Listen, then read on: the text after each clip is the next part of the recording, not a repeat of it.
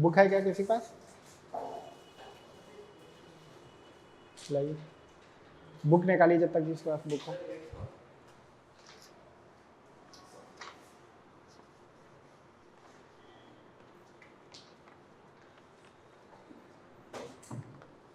कह रहा है कि f एक फंक्शन है इस तरह से कि f(x + y) बन रहा है f(x) into fy for all xy belongs to real number। ठीक है, ये fy नीचे आ गया है, वो उसी के साथ f(x) into fy मल्टीप्लाई में है।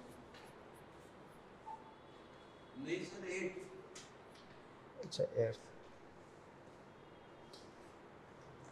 f में क्या है, f be an even function then f dash। तो आसान सवाल है।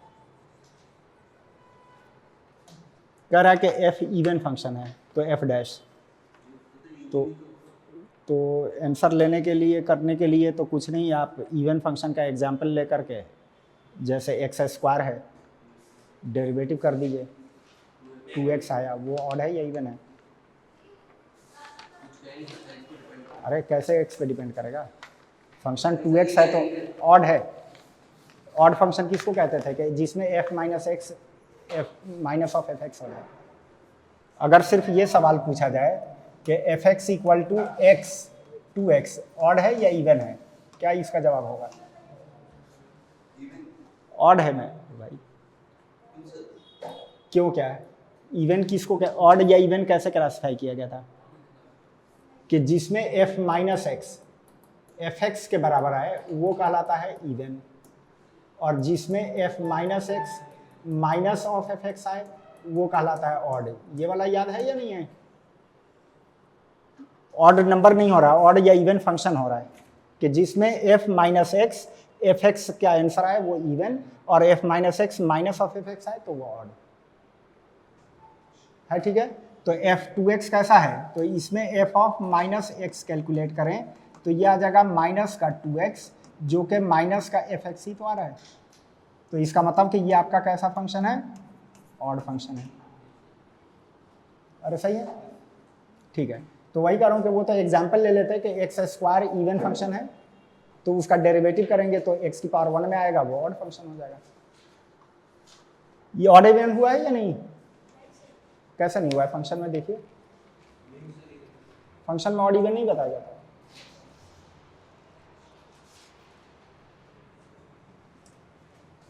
तो ऐसा करके लिख लीजिए, फिर बात कर लेते हैं उसमें। ये फंक्शंस के क्लासिफिकेशन है कि f minus x minus of fx आता है तो वो ऑड। ऐसे फंक्शन जैसे fx equal to sine X ले लीजिए, साइन माइनस एक्स निकालेंगे तो क्या आएगा, माइनस साइन एक्स यानी कि माइनस fx, तो ऑड का एग्जाम्पल हो गया। या fx इक्वल टू x³ ले लीजिए तो f माइनस एक्स करेंगे तो माइनस एक्स का होल क्यूब यानी कि माइनस ऑफ fx, या फिर x की पावर 5 ले लीजिए, ये सब ऑड है।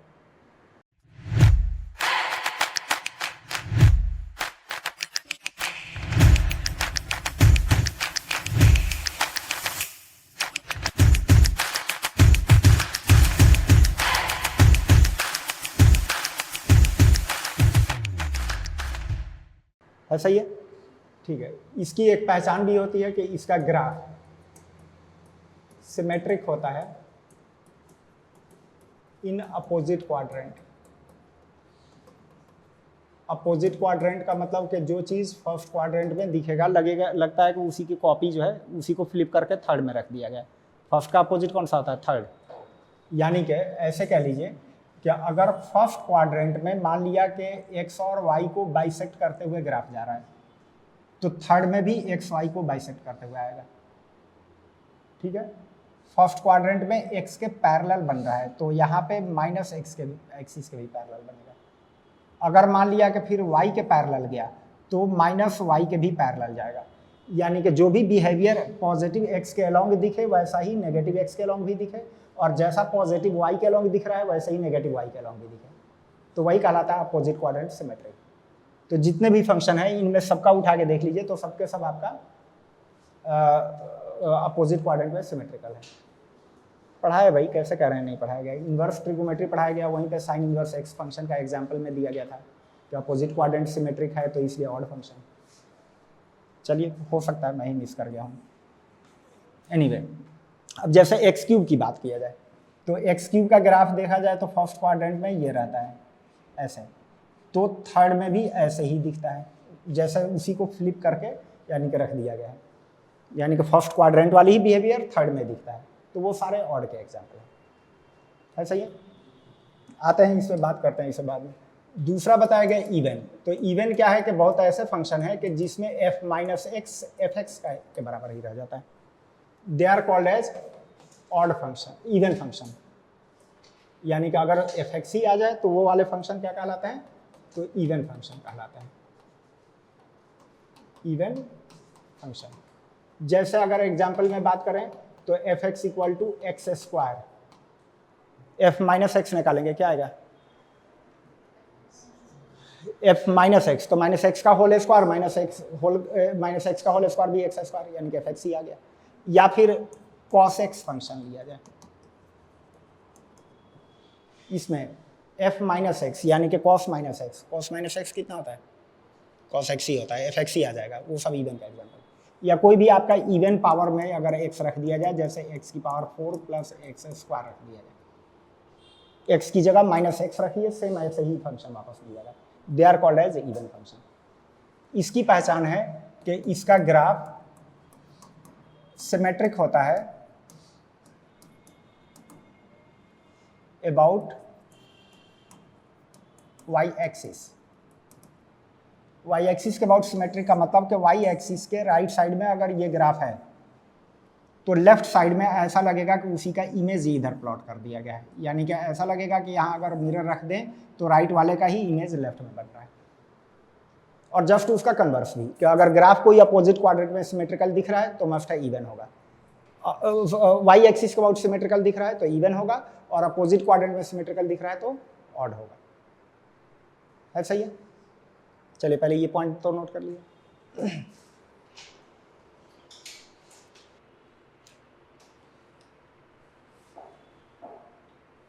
तो ठीक है, अब कुछ सवाल ऐसे आ जाते हैं, जैसे मान लिया सवाल दिया गया कि f x equal to a की power x minus 1 by a की power x plus 1 is even या ऑड। ये अगर पूछ दिया गया, निकालिए, बताइए कैसे चेक करेंगे?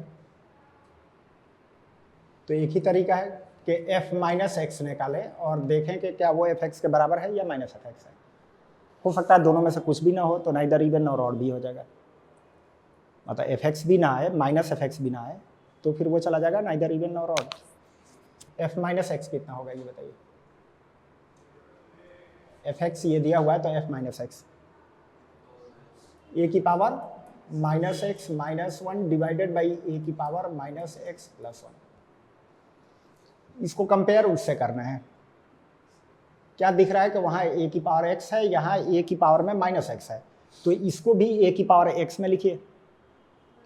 क्या ये तो पता ही होगा कि ए की पावर माइनस एक्स है तो 1 अपॉन ए की पावर एक्स बनता है। तो क्या बनेगा? ये 1 अपॉन ए की power x minus 1 by 1 by a की पावर एक्स प्लस 1। ऊपर और नीचे एलसीएम से कंबाइन करिए। ऊपर एलसीएम में क्या आएगा? ए की पावर एक्स तो 1 माइनस ए की पावर एक्स, नीचे एलसीएम में ए की पावर एक्स तो कितना हुआ? 1 प्लस ए की पावर एक्स। ये ए की पावर एक्स आपस में कट गया तो ये आया 1 माइनस ए की power x divided by 1 plus a की पावर एक्स। रिजल्ट देखिए, क्या एफ एक्स के बराबर है या माइनस एफ एक्स है? तो माइनस पहले कॉमन निकालें, तब ऊपर ए की power x minus 1 by a की पावर एक्स और प्लस 1 बना, यानी कि माइनस निकलने के बाद जो बचा वो है आपका एफ एक्स। इसका मतलब कि ये फंक्शन कैसा है? ऑड फंक्शन है। सही है? लिखिए।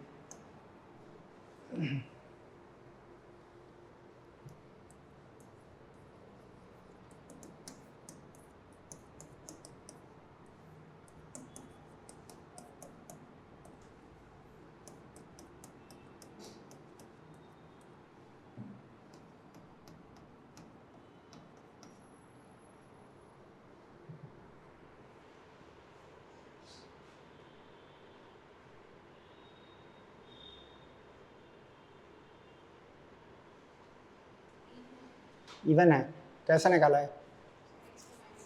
x की जगह यानी कि f माइनस एक्स कैलकुलेट किया गया। f माइनस एक्स का मतलब कि जितने भी राइट साइड में x है सबकी जगह माइनस एक्स। क्या बनेगा यहाँ पे?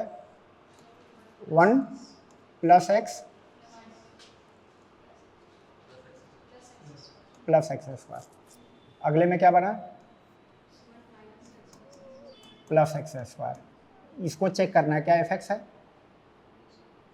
नहीं है, जो वहाँ पे पॉजिटिव है वो इसमें माइनस में दिख रहा है, जो वहाँ मतलब कि जो यहाँ प्लस में है वो चीज़ यहाँ माइनस में है, और यहाँ का जो माइनस वाला है वो प्लस में दिख रहा है। माइनस पहले कॉमन निकाल लें, तो अब ये वाला पार्ट पॉजिटिव में आ जाएगा और यहाँ पे माइनस लग जाएगा। अब देखिए तो जो ब्रैकेट में बचा है वो है आपका एफ एक्स, यही पार्ट तो एफ एक्स है। तो f minus x minus f x आ गया, इसका मतलब फंक्शन कैसा है? ऑड है, ठीक है। देखिए इसको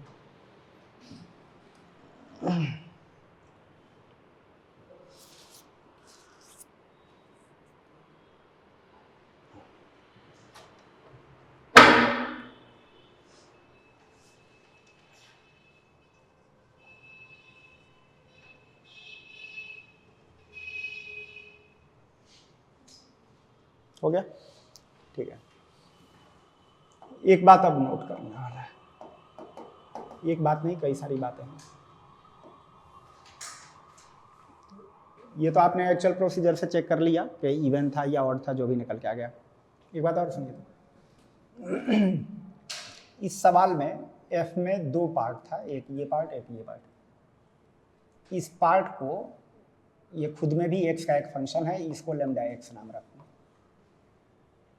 क्या ये लेमडा से कोई कनेक्शन इसका है? इस वाले पार्ट का नाम, जैसे इतने कोई एक एक्स का फंक्शन लेमडा एक्स मान रखा, क्या इसका लेमडा से कोई कनेक्शन है? लेमडा माइनस एक्स है, बिल्कुल सही पहचान है कि एक्स की जगह माइनस एक्स रखने से वो वाला जनरेट हो जाएगा। तो एक पार्ट लेमडा एक्स था, दूसरा पार्ट लेमडा माइनस एक्स, और दोनों सब्ट्रैक्टेड थे, रिजल्ट में ऑड मिला है। ये आगे के लिए भी फॉर एवर के लिए नोट कर लीजिएगा कि किसी भी एक फंक्शन लेमडा एक्स के साथ उसी के माइनस एक्स का एक्सप्रेशन अगर सब्ट्रैक्टेड है, बीच में माइनस साइन है, वो ऑलवेज ऑड में ही रिजल्ट देगा। और जबकि लेमडा एक्स के साथ लेमडा माइनस एक्स एडेड हो तो वो हमेशा इवन फंक्शन रिजल्ट देगा, है, ठीक है? क्या क्या ठीक है? कि कोई एक फंक्शन लिखा हुआ है और उसमें दो कंपोनेंट्स दिख रहे हैं, और इस तरह से दिख रहा है कि एक पार्ट लेमडा एक्स माना जाए तो दूसरा लेमडा माइनस एक्स का ही पार्ट है, लेमडा माइनस एक्स ही है। अगर बीच में प्लस साइन है तब तो हमेशा इवन में रिजल्ट देगा, और माइनस साइन है तो ऑलवेज ऑड फंक्शन। तीसरी बात सुनिए, F any type of function. Any type का मतलब यहाँ पे एनी टाइप्स क्या मतलब? मतलब इवन ऑड के टर्म में बात हो रही है, तो इवन ऑड के लिहाज से कोई भी हो, चाहे इवन हो या ऑड हो या नाइदर इवन और ऑड भी हो, ठीक है। यहाँ एनी टाइप का मतलब ये नहीं करूँ कि ट्रिगोमेट्री या लॉग या एक्सपोनेंशियल वगैरह नहीं, मैं करूँ कि एफ कोई भी हो, आइदर इवन हो या ऑड हो या नाइदर इवन और ऑड हो। हर एफ को ही हम क्या ऐसे लिख सकते हैं कि F plus F minus X by 2 plus F x, और माइनस का एफ माइनस एक्स बाई 2 लिख सकते हैं। हर एक फंक्शन एफ एक्स को ही क्या ऐसे लिखा जा सकता है? देखिए राइट साइड क्या एफ एक्स के बराबर ही है, ये और ये miss printing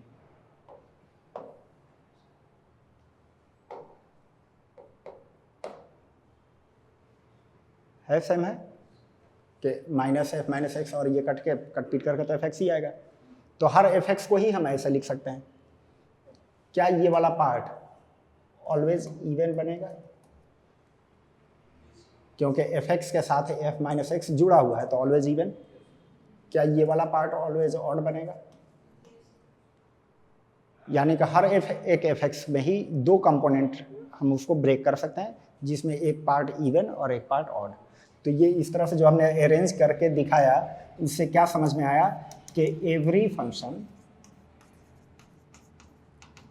can be written as a sum of an even function and an odd function. हर एक फंक्शन को ही एक इवन प्लस एक ऑड में लिख सकते हैं। उसका जो इवन पार्ट होगा, इवन पार्ट वो आएगा fx और plus f minus X by 2 में, और जो उसका ऑड पार्ट आएगा वो आएगा fx और minus of f minus X by 2 से। Every function can be written as a sum of even function और एक ऑड फंक्शन, यानी कि एक तरह से कहिए कि हर फंक्शन के अंदर में ही एक उसका इवन पार्ट है, एक ऑड पार्ट है, दोनों मिलकर के ही कोई फंक्शन बनाए। उसका अगर सिर्फ ऑड वाला पार्ट पूछा जाए तो ऑड वाला पार्ट इस तरीके से आ जाएगा, और जो उसका इवन वाला पार्ट पूछा जाए वो ये वाला है, fx plus f minus X by 2 से आ जाएगा। अरे क्लियर है? क्या क्लियर है? कि जैसे मैंने कहा, इधर नोट कर चुके हैं, जैसे मैंने कहा कि fx एक फंक्शन दे रखा है a की पावर x, ये इवन है या ऑड है? तो कुछ भी नहीं है, क्योंकि f माइनस एक्स करेंगे तो 1 अपॉन a की पावर x आएगा, यानी कि 1 बाई एफ एक्स आएगा। ना तो fx आ रहा है ना माइनस एफ एक्स आ रहा है, कुछ भी नहीं आएगा। यानी कि ये जो आपका फंक्शन दिया हुआ है ये है neither even nor odd, even nor odd. हाँ, लेकिन इसके अंदर भी मैंने कहा कि इसको टुकड़ों में अगर बांट के एक पार्ट इवन और एक पार्ट ऑड निकाल सकते हैं। तो ये तो खुद नाइदर इवन नॉर ऑड है, लेकिन इसके अंदर में एक आपका इवन कंपोनेंट है और एक ऑड कंपोनेंट है। ऐसे ही जैसे न्यूट्रल एलिमेंट है, चार्ज कुछ भी नहीं है, लेकिन उसके इनसाइड में एक पॉजिटिव और एक नेगेटिव में ब्रेक कर सकते हैं। तो ऐसे ही समझिए कि कोई भी फंक्शन हो, चाहे वो न्यूट्रल ही हो, उसको दो टुकड़ों में स्प्लिट कर सकते हैं कि एक इवन पार्ट और एक ऑड पार्ट। तो इसके अंदर में भी दो पार्ट है, एक इसका ऑड पार्ट है और एक इसका इवन पार्ट है। ऑड वाला पार्ट कैसे आएगा? तो कहा गया कि fx minus F minus X by 2 से, fx minus of F minus X by 2 से, और ऑड वाला उसका पार्ट कैसे आएगा? तो fx plus F of minus X by 2 से। तो fx का मतलब a की power x minus of a की पावर माइनस एक्स बाई 2, और ये हो गया a की पावर x और प्लस का a की पावर माइनस एक्स बाई 2। तो इसके साइड इन अंदर में दो पार्ट था, एक ये ऑड पार्ट और ये एक इवन पार्ट। ये भी पॉइंट क्लियर हो गया? सुनते रहिए। अभी ये पॉइंट समझ में आ गया चारों? 1 2 3, 3 ही बात हुई, 4 कहाँ हुआ? खैर तीनों बातें समझ में आ गई, ठीक है। चौथी बात सुनो। चौथी बात यह है कि कई बार ऐसा होता है कि हमारे पास बड़ा सा एक्सप्रेशन दे देता है और पूरे के बारे में पूछा जाता है इवन ऑड। उसको अगर हम टुकड़ों में बांट के देखें तो ये पहचान में आ जाता है कि ये वाला पार्ट ऑड है, ये वाला पार्ट इवन है, ये ऑड है। इस तरीके से हम टुकड़ों में बांट के और इवन ऑड चेक कर सकते हैं। तो ओवरऑल कलेक्टिव रिजल्ट क्या होगा? तो उसके लिए कुछ रूल है, सुनिए। जैसे एक पार्ट ऑड है और दूसरा एक पार्ट वो भी मान लिया ऑड ही है, इसका मल्टीप्लाई है, डिवीजन में है एक पार्ट इवन और फिर एक पार्ट और ऑड है। जैसे कोई फंक्शन है, 2 फैक्टर मल्टीप्लाई में, 2 फैक्टर डिवीजन में, छोटे छोटे पार्ट में बांट दिया, एक एक पार्ट पहचान में आ गया कि ये ऑड है, ये इवन है। अब कलेक्टिव रिजल्ट क्या होगा? तो कलेक्टिव रिजल्ट जानने के लिए हर ऑड की जगह पे आप माइनस असाइन कर दीजिए और इवन की जगह पे प्लस असाइन कर दीजिए, और देन ओवरऑल साइन चेक कर लीजिए। अगर ओवरऑल साइन माइनस में आता है तो ऑड और प्लस में आता है तो इवन, जो कि ये जुगाड़ नहीं है।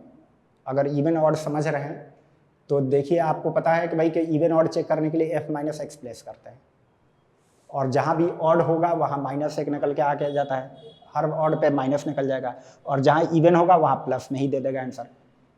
अब सारे माइनस माइनस और प्लस वाले को मिला के देख लीजिए क्या साइन आ रहा है। अरे ठीक है, तो क्या ये इस वाले का रिजल्ट क्या होगा?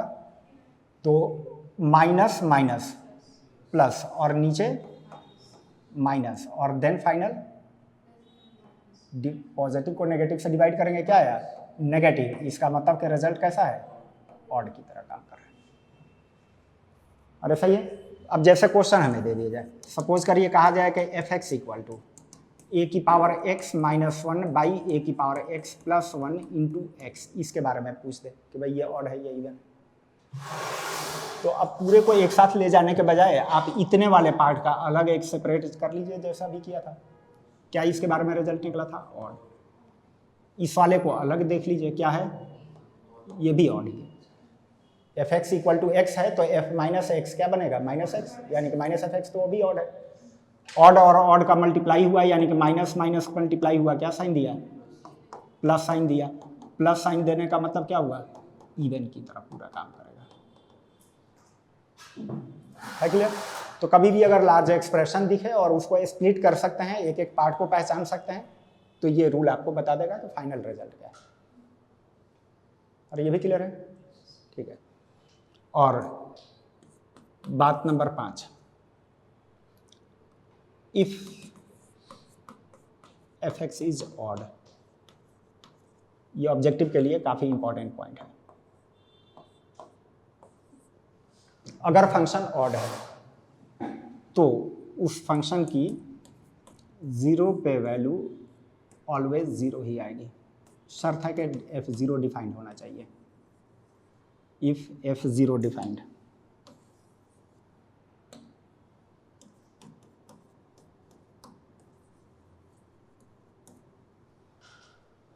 क्या कोई फंक्शन ऑड है तो 0 पे वैल्यू हमेशा उसकी 0 ही आएगी। शर्त इतना है सिर्फ कि f0 एग्जिस्ट करना चाहिए। अगर f0 एग्जिस्ट ही नहीं कर रहा है तो फिर वैल्यू की बात ही नहीं करेंगे।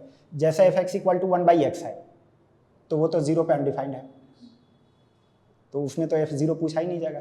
हाँ, लेकिन जो डिफाइंड होने वाले हैं ऑड फंक्शन, उनको जरा रिकॉल करिए। जैसे साइन एक्स ऑड है, 0 पे वैल्यू कितनी है, 0 ही है। और एग्जाम्पल में बताया गया x3, वो भी ऑड है, 0 पे वैल्यू कितनी है, 0 है। तो जितने भी ऑड फंक्शन है अगर वो 0 पे डिफाइंड है तो वैल्यू 0 ही देगा। अरे सही है। कैसे, तो चूंकि f minus x minus f x बनेगा, अगर ऑड है तो f minus x minus f x बनेगा। अब अगर एक फंक्शन के बारे में ये रिलेशन दिया हुआ है और पूछा जाए कि f0 बताइए, ऑड होने की वजह से तो ये हमें जानकारी है। चलिए ये इक्वेशन लिख के मैं आपसे पूछूं f0 बताइएगा कितना होगा, तो क्या करेंगे, x की जगह 0 रखेंगे तभी तो f0 बनेगा। तो इसी फॉर्मूले में आप x की जगह 0 रखेंगे, पुट करिए x इक्वल टू 0, तब क्या होगा कि इधर f0 बनेगा और इधर भी कुछ बन जाएगा। अब f0 में इक्वेशन बन गया, इसे f0 सॉल्व करिए। बताइए इसे सॉल्व करके f0 क्या होगा। ये क्या इंडिकेट कर रहा है कि f0 की वैल्यू पॉजिटिव वाली वैल्यू और उसी के माइनस वाली वैल्यू इक्वल है। कौन सा नंबर है भाई कि जिसकी पॉजिटिव वैल्यू और माइनस से मल्टीप्लाई कर दें तभी इक्वल, 0 ही है। 0 को ही तो माइनस से -0 लें या +0 लें सेम आएगा। 0 से हट के कोई भी नंबर होगा तब तो प्लस वाला अलग आंसर, माइनस वाला अलग आंसर देगा। तो इससे क्या समझ में आया कि f0 का आंसर 0 होगा। आइए उतना भी दिमाग लगाने की क्या जरूरत है। इस इक्वेशन से f0 सॉल्व करना है, इस साइड में ले आकर ऐड करिए, 2f0 बराबर 0, तो जिससे f0 का आंसर कितना हो गया, 0। तो चूंकि हर ऑड फंक्शन ये वाली कंडीशन सेटिस्फाई करता है तो ऑलवेज f0 का आंसर 0 ही आएगा। अरे क्लियर है, ठीक है। तो इतनी बातें पहले लिखिए। ये पढ़ाई इसलिए रहा हूँ, पता नहीं कैसे वो मिस हो गया था कि इस फंक्शन की ज़रूरत बार बार पड़ेगी। खासतौर पर इंटीग्रल में जाएंगे तो वहाँ भी इवन ऑड की कंडीशंस वगैरह पे रूल्स बनते हैं कि अगर फंक्शन इवन है तो ये वाला रूल लगेगा, ऑड है तो ये रूल लगेगा। तो थ्योरेटिकल पॉइंट जैसे हैं आराम से बस पॉइंट्स नोट कर लीजिए। अभी और भी हैं पॉइंट्स, बात करेंगे, पहले इसको नोट करिए।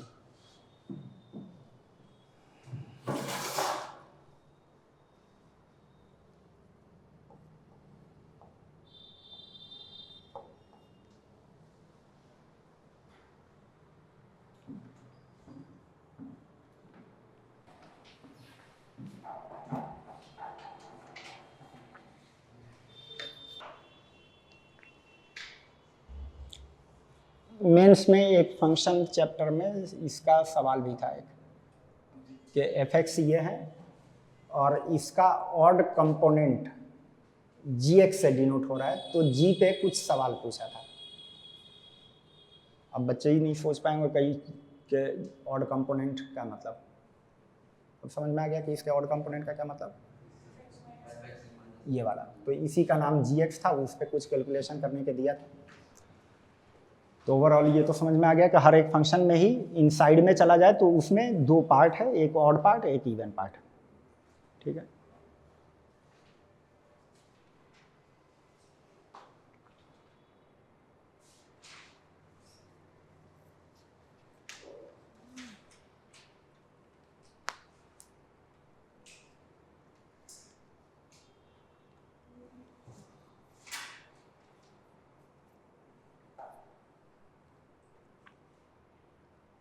हो गया, ये पांचों बातें लिख लिया।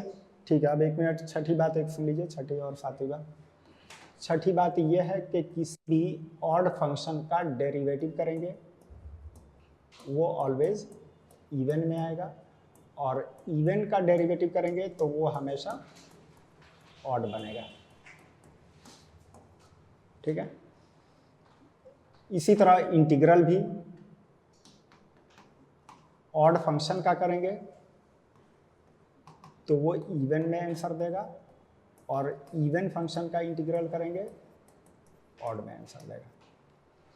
ये कैसे, तो डेरिवेटिव और इंटीग्रल एक दूसरे का उल्टा है कि अगर ऑड का डेरिवेटिव से, मतलब कोई एक फंक्शन यहाँ पे दिया है कैपिटल एफ, उसका डेरिवेटिव स्मॉल एफ आ रहा है, तो इसको इंटीग्रेट करेंगे तो वापस वही फंक्शन मिल जाता है। तो जब इसका डेरिवेटिव इंटीग्रल करेंगे तो मिलेगा कौन सा, वही वाला फंक्शन, वो वाला तो ऑड ही है। इवन वाले का इंटीग्रल करेंगे तो जो यहाँ फंक्शन था वो मिलेगा, वो ऑड है। हाँ, कैसे आया वो सुन लीजिए। जब इवन फंक्शन की बात हो तो इवन फंक्शन में क्या होता है कि f की माइनस एक्स पे वैल्यू fx के बराबर होती है। इवन फंक्शन की कैरेक्टरिस्टिक यही है। डिफरेंशिएट कर दीजिए तो ये हो गया f dash minus x into minus X का डिफरेंशियल। उधर राइट साइड में कितना आ गया, f डैश एक्स आ गया, f dash minus x minus of f dash x आ रहा है। f डैश फंक्शन के अबाउट पूछा गया है कि किस टाइप का है, ऑड है या इवन। f डैश वाले फंक्शन के बारे में पूछ रहा है ना, तो f डैश वाले फंक्शन की माइनस एक्स से वैल्यू निकाली गई है, तो क्या आ रहा है, माइनस टाइम्स उसके पॉजिटिव वाली वैल्यू। तो क्या इसे कह सकते हैं कि f डैश इज ऑड, क्योंकि ऑड भी ही तो होता है कि माइनस यहाँ पे रखते हैं तो माइनस टाइम्स उसके पॉजिटिव वाला आंसर देता है। तो हमने इवन से स्टार्ट किया था, डेरिवेटिव क्या आया, ऑड। ऐसे ही आप ऑड की इक्वेशन बनाइए, डिफरेंशिएट करिए, देखिए वो इवन वाली कैरेक्टरिस्टिक सेटिस्फाई करा होगा। क्लियर, तो लिख लीजिए।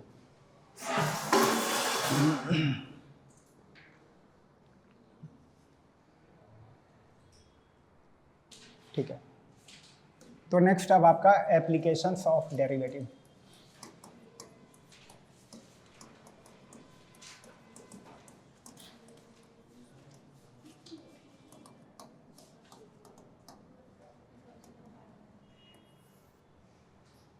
डेरिवेटिव को प्रैक्टिकल क्वेश्चंस में कहाँ पे यूज कर सकते हैं, उसके अबाउट ये पूरा चैप्टर है।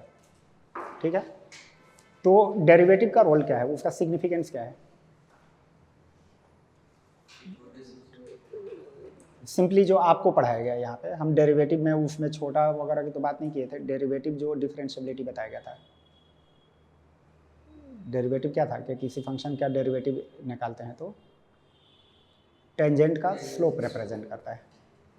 हाँ, लेकिन ये एक सिग्निफिकेंस है, डेरिवेटिव के और भी अलग अलग सिग्निफिकेंस है।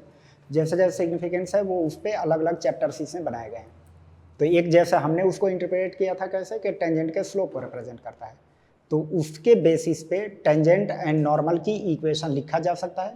तो एक चैप्टर आपका दिया हुआ है टेंजेंट एंड नॉर्मल। इसी तरह डेरिवेटिव रेट ऑफ चेंज को भी रिप्रेजेंट करता है। तो रेट ऑफ चेंज को कैसे हम यूज़ करें, तो उस पर एक चैप्टर दिया हुआ है रेट ऑफ चेंज। फिर डेरिवेटिव यानी कि स्लोप कब बढ़ रहा है या कब घट रहा है, उससे हम ये पता कर सकते हैं कि फंक्शन कब बढ़ रहा है या घट रहा है। तो उस पर एक अलग चैप्टर दिया है इंक्रीजिंग डिक्रीजिंग, फिर उसके यूज से मैक्सिमा मिनिमा। तो जैसे जैसे उसको हम अलग अलग तरीके से अलग अलग एंगल से देखेंगे, अलग अलग उसके एप्लीकेशन हमें समझ में आएंगे। तो इसीलिए छोटे छोटे कई सारे चैप्टर्स उसमें हैं, ठीक है, कि as a rate of change भी है, एज ए टेंजेंट नॉर्मल की इक्वेशन लिखना भी है, इंक्रीजिंग डिक्रीजिंग के यूज़ भी है उसमें, मैक्सिमा मिनिमा भी है। तो सब छोटे छोटे एक एक चैप्टर की तरह है। और एप्लीकेशन ऑफ डेरिवेटिव एनसीईआरटी में ढंग से लिखा हुआ है, मतलब एनसीईआरटी के ही क्वेश्चन अगर कर लेंगे तो एक तरह से बेसिक सारे इतने क्लियर हो जाएंगे कि आप डायरेक्ट पीवाईक्यू पे जा सकते हैं। मतलब एनसीईआरटी करके ही पीवाईक्यू के आप क्वेश्चन डायरेक्ट कर सकते हैं। तो खैर जो आपका सीक्वेंस दिया है उसी सीक्वेंस में चल रहे हैं। क्या दिया है? रेट ऑफ चेंज ना। तो पहला चैप्टर हम वही स्टार्ट करते हैं कि derivative as a rate of change. सुनिए, यानी कि dy बाई डी एक्स जो है ये रिप्रेजेंट करता है, represents rate of change of y corresponding to change in x। ये डेरिवेटिव का एक सिग्निफिकेंस है। समझा रहा हूं, फिर सुनिए। मतलब कि y अगर x का फंक्शन है तो x में जब चेंज होगा तो ऑब्वियसली y में भी चेंज होगा। अब y किस रेट से चेंज हो रहा है वो डेरिवेटिव डायरेक्ट बता देता है कि डेरिवेटिव करेंगे तो उसके चेंज होने का रेट बता देगा। और ये मेरे ख्याल से बहुत बिगिनिंग लेवल पे आपको 11th में ही फिजिक्स में इंट्रोड्यूस कर दिया जाता है। याद दिला रहा हूँ कि जैसे मान लिया किसी पार्टिकल की पोजीशन अगर एक t का फंक्शन है, पोजीशन t का फंक्शन होना ये इंडिकेट कर रहा है कि जैसे जैसे टाइम चेंज होगा पोजीशन बदलेगा, और पोजीशन बदल रहा है इसका मतलब पार्टिकल मूव कर रही है। पोजीशन अगर टाइम टू टाइम चेंज हो रहा है इसका मतलब पार्टिकल मूव कर रही है। अब किस स्पीड से मूव कर रही है, यानी कि rate of change of position क्या है, जिसको हम फिजिक्स में वेलोसिटी कहते हैं, वो क्या रिप्रेजेंट करता है? वेलोसिटी का क्या सेंस होता है कि पोजीशन किस रेट से चेंज हो रहा है। तो rate of change of position, और rate of change of position कैसे आता है? तो एस का डेरिवेटिव कर देते हैं तो वो डायरेक्ट एस का रेट ऑफ चेंज दे देता है। डेरिवेटिव किया, ये बन गया 9t स्क्वायर प्लस 18t। तो ये बता दिया कि जो उसके पोजीशन चेंज होने का रेट यानी कि वेलोसिटी ये इस तरीके से रहेगा। सही है। फिर वेलोसिटी t का फंक्शन होना ये इंडिकेट कर रहा है कि टाइम टू टाइम वेलोसिटी भी बदल रही है। वेलोसिटी बदल रही है इसका मतलब कि वो पार्टिकल एक्सेलरेट कर रही है। तो एक्सेलरेशन जो कि एक तरह से वेलोसिटी का रेट ऑफ चेंज है, तो वेलोसिटी का रेट ऑफ चेंज कैसे आता है? तो v वाले को डिफरेंशिएट कर दीजिए, तो ये डिफरेंशिएट कर देते हैं तो ये कितना जाता है? 18t plus 18। तो इस तरह से वेलोसिटी का रेट ऑफ चेंज उसके डेरिवेटिव से, पोजीशन का रेट ऑफ चेंज उसके डेरिवेटिव से निकल जाता है। तो डेरिवेटिव रिप्रेजेंट करता है रेट ऑफ चेंज को भी। और क्लियर है? ठीक है। इस एग्जाम्पल को अब हम ऐसे इंटरप्रेट कर सकते हैं कि अगर ये क्वांटिटी t पे डिपेंडेंट है तो t के चेंज होने से s का रेट ऑफ चेंज हम पता कर सकते हैं थ्रू डेरिवेटिव। अगर ये क्वांटिटी t पे डिपेंडेंट है तो t में चेंज होगा तो s में भी चेंज होगा। s का रेट ऑफ चेंज क्या होगा तो वो हम डेरिवेटिव से पता कर सकते हैं। सही है। तो हमारे पास सवाल कुछ इस तरह से आ जाता है, कह देता है कि इफ वॉल्यूम, बल्कि ऐसे सवाल दे देगा, रुक जाइए एक आगे बढ़ गया। सवाल ऐसे दे देगा कि if radius of a spherical balloon is increasing at the rate 2 meter per second, find the rate of change, find the rate by which, find the rate by which volume is increasing at the moment when radius is 5 metre. क्या हुआ? अरे कुछ तो हुआ होगा, क्यों कुछ नहीं हुआ? टाइम तो होगा ही, सबका ही एक दिन होगा। वो 12:45 है, 12:45 बताया था ना। हाँ तो अभी 7 मिनट है, 7 मिनट में तो 7 मिनट में तो दुनिया जला सकते हैं भाई, बहुत है अभी तो, बहुत है। सुन लीजिए क्या कह रहा है, सुनिए। कह रहा है कि radius of a spherical balloon is increasing at the rate 2 metre per second. 2 metre per second से रेडियस बढ़ रहा है, तो find the rate by which volume is increasing.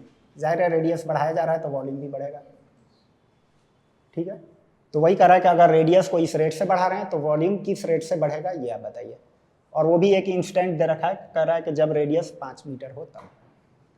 तो खैर ये जो इंस्टेंट्स दे रखा है इसको अभी छोड़िए, इस इंस्टेंट को छोड़िए, आप एक नॉर्मली रेट ऑफ चेंज किसका दिया हुआ है इसको तो अभी साइड करिए, इससे अभी कोई खास मतलब नहीं है। इसका यूज ऐसे नहीं है, सुनिए। जैसे अगर मैं पूछूं आपसे कि साइन एक्स का डेरिवेटिव 60 डिग्री पे बताइए, साइन एक्स का डेरिवेटिव 60 डिग्री पे बताइए, कैसे करते हैं? पहले डेरिवेटिव का फॉर्मूला बनाते हैं, बाद में जाके 60 रखते हैं। ऐसा तो नहीं कि पहले ही 60 रखना शुरू कर देते हैं, 60 तो बाद में ही रखते हैं ना जब फॉर्मूला वगैरह बन जाता है। तो इसी तरह कह रहा है कि वॉल्यूम बताइए उस वक्त जब रेडियस 5 मीटर हो, तो ये तो एंड में यूज किया जाएगा। ऊपर वाला पार्ट पढ़ें तो क्या कह रहा है कि rate of change of radius दे रखा है 2 मीटर पर सेकेंड, और rate of change of volume पूछ रहा है। तो हर इस सवाल में आप गौर से देखिएगा तो किसी एक वेरिएबल का रेट ऑफ चेंज या 2 वेरिएबल का रेट ऑफ चेंज दिया होगा, और उससे रिलेटेड किसी अनदर वेरिएबल का रेट ऑफ चेंज पूछ रहा होगा। तो आप एज ए वेरिएबल ही आइडेंटिफाई करिए कि किसका रेट ऑफ चेंज दिया है और किसका रेट ऑफ चेंज पूछ रहा है। किस चीज़ का रेट ऑफ चेंज पूछ रहा है? वॉल्यूम का। तो मैथमेटिकली क्या हम कह सकते हैं, dv बाई dt पूछ रहा है, और रेट ऑफ चेंज दिया किसका है? रेडियस का, यानी कि dr बाई dt दे रखा है। तो इस सवाल में हमें dr बाई dt की वैल्यू दे रखा है 2 मीटर पर सेकेंड, और dv अपॉन dt क्या होगा वो पूछ रहा है। वेरिएबल्स पहचान में आ गए। तो अब नेक्स्ट स्टेप में आप इन दोनों वेरिएबल्स में रिलेशन निकालिए, v में और r में क्या रिलेशन होता है। क्या होता है भाई? किसके वॉल्यूम की बात हो रही है? स्फीयर की। वॉल्यूम को v माना गया है और उस वक्त का रेडियस r माना गया है। तो v और r में क्या रिलेशन होता है? तो v होता है 4/3 पाई r क्यूब। तो एक तरह से इन वेरिएबल्स में रिलेशन आ गया। इन्हीं को डिफरेंशिएट कर दीजिए विद रेस्पेक्ट टू t। तो t के रेस्पेक्ट में डिफरेंशिएट करेंगे तो dv बाई dt, इधर 3 आके मल्टीप्लाई होगा, कितना होगा? 4 पाई r square D R upon D T. अरे सही है। क्या पूछा था आपसे? dv बाई डी टी कब? क्या करें? एक मिनट। डी आर क्यूब का डेरिवेटिव बताइए। आर क्यूब का टी के रेस्पेक्ट में डेरिवेटिव। 4/3 कांस्टेंट है, 4/3 पाई बाहर रहेगा। आर क्यूब का derivative 3r square into D R upon D T होगा। अरे हाँ या ना, जिसमें ये वाला 3 कट गया है, सही है। तो हमें rate of change of radius दे रखा है और rate of change of volume पूछ रहा है। तो वॉल्यूम dv बाई dt कितना हो गया? वो भी कब के? जब r की जगह पे 5 दे रखा हो। तो रखिए इसमें, तो 4 pi into 100 into D R by D T कितना है भाई? 2। तो इस तरह से सही लिखा हूँ क्या? नहीं, 4 पाई इंटू 25 ना, 4 पाई इंटू 25 इंटू आर की जगह पे 2। तो ये आ जाएगा मीटर क्यूब पर सेकंड में। वॉल्यूम का rate of change metre cube per second में। वैसे यहीं पे अगर गौर करें तो ये मीटर में रहता है तो मीटर स्क्वायर हो गया, ये मीटर पर सेकंड में दिया है तो मल्टीप्लाई होकर मीटर क्यूब पर सेकंड। तो इस तरह से कितना हो गया? 200 पाई। मीटर क्यूब पर सेकेंड, ये आपका आंसर होगा।